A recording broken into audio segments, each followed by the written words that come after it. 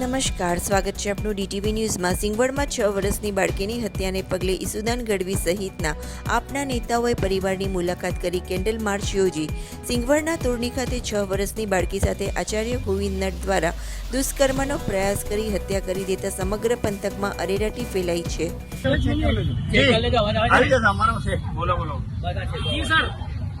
જે રીતે દાહોદમાં એક દંપત પ્રાચાર્ય દ્વારા એક 6 વર્ષની બાળકીની સાથે બળાત્કારની કોશિશ અને એની હત્યા કરવામાં આવી છે, જેના ઘેરા પ્રત્યાઘાતો આખા ગુજરાતમાં પડ્યા છે। ત્યારે આમ આદમી પાર્ટીએ આજે એમના પરિવારની મુલાકાત લીધી હતી, પીડિત પરિવારની સાથે સાથે કેન્ડલ માર્ચનું આયોજન કર્યું હતું અને આગામી સમયમાં અમદાવાદમાં પણ પ્રાર્થના સભાનું આયોજન કરવામાં આવશે।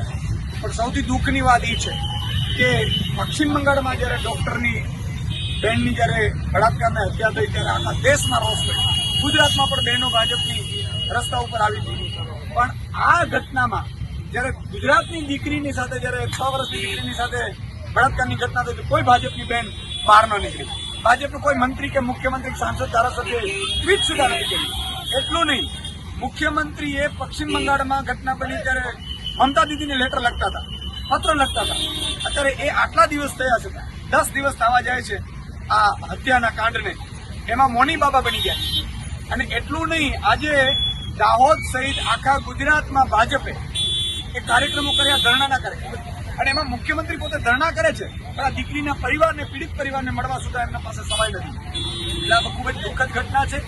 અમારી માંગ છે કે આ મુખ્યમંત્રી શ્રી કાં તો રાજીનામું આપે, કાં તો અમને ફાસ્ટ ટ્રેક કોર્ટ ચલાવી કેસ અને તુરંત ફાંસીની સજા આપે અને સાથે સાથે 50 લાખ રૂપિયા સહાય આપે પીડિત પરિવારને, અને જે સીસીટીવીથી સ્કૂલો સર્ચ કરે, બસ અને રિક્ષાની સુવિધા પૂરી પાડે। નહીં તો આગામી સમયમાં આમ આદમી પાર્ટી આ માંગોને લઈને રસ્તા ઉપર ઉતરશે। આજે આપ પાર્ટીના નેતા ઈસુદાન ગઢવી સહિતના નેતાઓએ સિંગવડના પીપળિયા ખાતે પરિવારજનોની મુલાકાત કરી સાંત્વના પાઠવી હતી। ત્યારબાદ દાહોદ ખાતે કેન્ડલ માર્ચ યોજી આરોપી ગોવિંદ નટને ફાંસીની સજાની માંગ કરી હતી। આપના નેતા ઈસુદાન ગઢવીએ ભાજપ પર આક્ષેપ કરતા કહ્યું હતું કે બંગાળમાં ઘટના બની તો બધા રસ્તા ઉપર ઉતરી ગયા હતા અને આજે અહીંની માસૂમ બાળકી સાથે ઘટના બની તો બધા ચૂપ બેઠા છે।